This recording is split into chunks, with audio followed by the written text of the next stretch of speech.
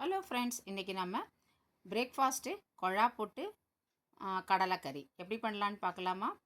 நான் கொஞ்சம் புட்டு மாவு எடுத்துட்டுருக்கேன், கொஞ்சம் சால்ட்டு போட்டிருக்கேன், கொஞ்சம் தண்ணியை தெளித்து நான் கலந்து விட்டுக்கலாம்.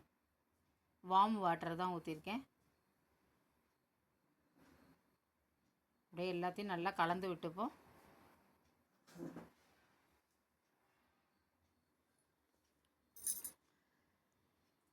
அப்படியே மாவு அப்படியே உதிராக இப்படி இருக்கணும். தேங்காய் திருகி வச்சுருக்கேன், கொஞ்சம் தேங்காய் போட்டுக்கலாம்.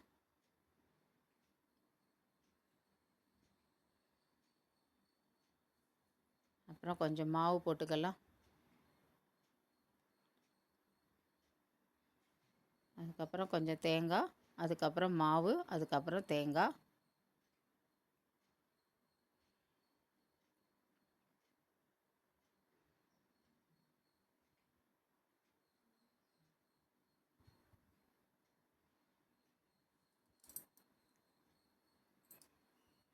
இப்போ தேங்காய் போட்டுக்கலாம்.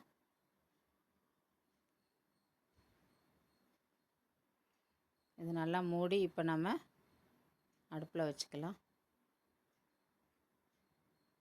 ஒரு 5 மினிட்ஸ் ஆன பிறகு நம்ம அதை எடுத்துக்கலாம். மேலே ஆவி வந்த உடனே நீங்கள் ஒரு பின்னாடி ஒரு ஸ்டிக்கால் லைட்டாக குத்தினீங்கன்னா இதை மாதிரி அழகாக வந்துடும். இது மாதிரி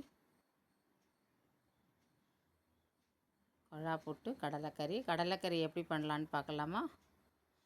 நான் கொஞ்சம் எண்ணெய் ஊற்றிருக்கேன், பெருஞ்சீரகம் போட்டிருக்கேன், அரைச்சி வச்ச வெங்காயத்தை எடுத்து போட்டிருக்கேன், அதுக்கு தகுந்த மாதிரி சால்ட்டு போட்டு இது நல்லா கலந்து விட்டுப்போம். கொஞ்சம் மஞ்சப்பொடி போட்டுக்கலாம்.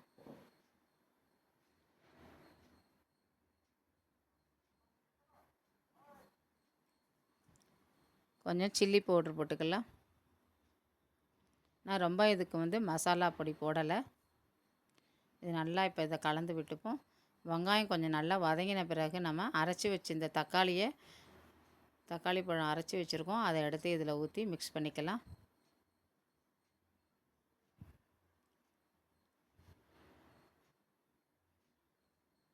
போட்டு இதையும் நல்லா கலந்து விட்டுப்போம்.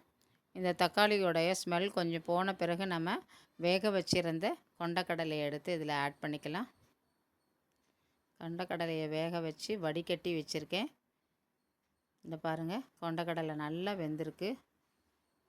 இப்போ அதில் போட்டு நம்ம மிக்ஸ் பண்ணிக்கலாம்.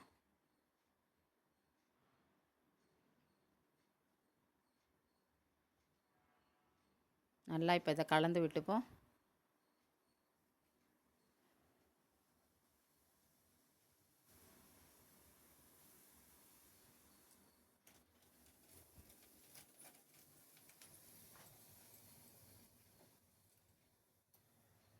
கொஞ்சம் கருவேப்பிலை, கொத்தமல்லி, மேத்தி இலை கொஞ்சோண்டு அப்படியே நுணுக்கி அதில் போட்டுக்கலாம். நல்ல டேஸ்ட்டாக சூப்பராக இருக்கும். கொழா புட்டு கடலைக்கறி ரெடி. தேங்க்யூ.